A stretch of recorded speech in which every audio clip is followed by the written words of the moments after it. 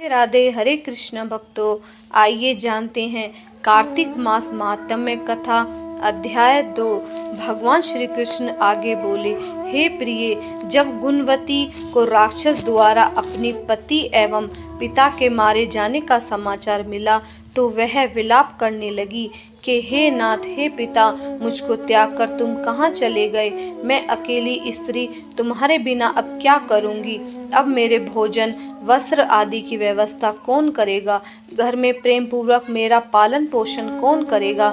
मैं कुछ भी तो नहीं कर सकती। मुझ विधवा को कौन रक्षा करेगा। मैं कहाँ जाऊंगी। मेरे पास तो अब कोई ठिकाना भी नहीं रह गया। इस प्रकार विलाप करते हुए गुणवती चक्कर खाकर धरती पर गिर पड़ी और बेहोश हो गई।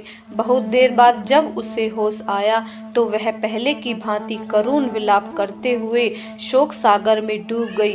कुछ समय के पश्चात जब वह संभली तो उसे ध्यान आया कि पिता और पति की मृत्यु के बाद मुझे उनकी क्रिया करनी चाहिए जिससे उनकी गति हो सके। इसीलिए उसने अपने घर का सारा सामान बेच दिया और उसे प्राप्त धन से अपने पिता और पति का श्राद्ध आदि कर्म किया। तत्पश्चात वह उसी नगर में रहते हुए आठों पहर भगवान विष्णु की भक्ति करने लगी।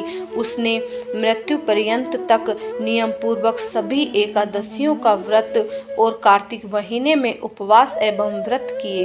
हे प्रिय, एकादशी और कार्तिक व्रत मुझे बहुत ही प्रिय है।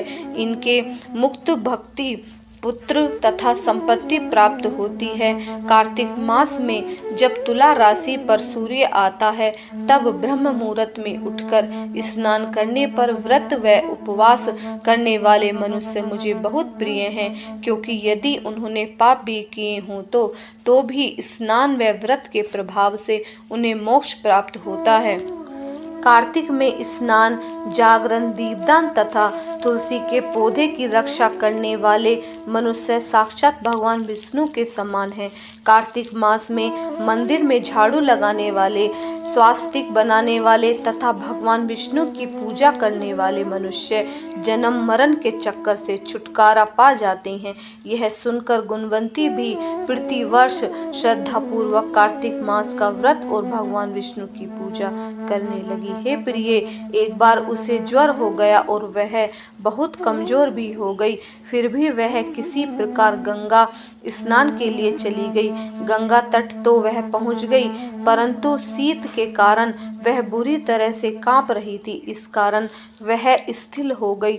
तब मेरे दूत उसे मेरे धाम में लेकर आए। तत्पश्चात ब्रह्मा आदि देवताओं की प्रार्थना पर जब मैंने कृष्ण का अवतार लिया तो मेरे गण भी मेरे साथ इस पृथ्वी पर आए, जो इस समय यादव हैं। तुम्हारे पिता पूर्व जन्म में देव शर्मा थे तो इस समय सत्राजी हैं। पूर्व जन्म में चंद्र शर्मा जो तुम्हारा पिता था वह डाकू है।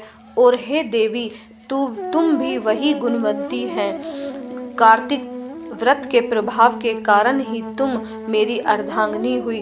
पुनर्जन्म में तुमने मेरे मंदिर के द्वार पर तुलसी का पौधा लगाया था। इस समय वह तेरे महल के आंगन में कल्प वृक्ष के रूप में विद्यमान है।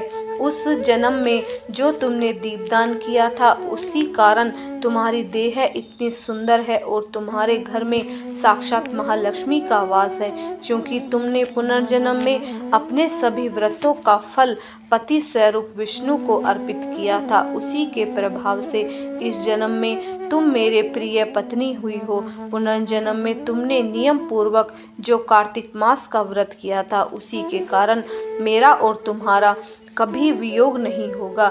इस प्रकार कार्तिक मास में व्रत आदि करने वाले मनुष्य मुझे तुम्हारे समान प्रिय हैं। दूसरे जप तप ज्ञान दान आदि करने से प्राप्त फल कार्तिक मास में किए गए व्रत के फल से बहुत थोड़ा होता है। अर्थात कार्तिक मास के व्रतों का 16वां भाग भी नहीं होता। इस प्रकार सत्यभामा भगवान श्री कृष्ण के मुख से अपने पुनर्जन्म के पुण्य का प्रभाव सुनकर बहुत प्रसन्न हुई।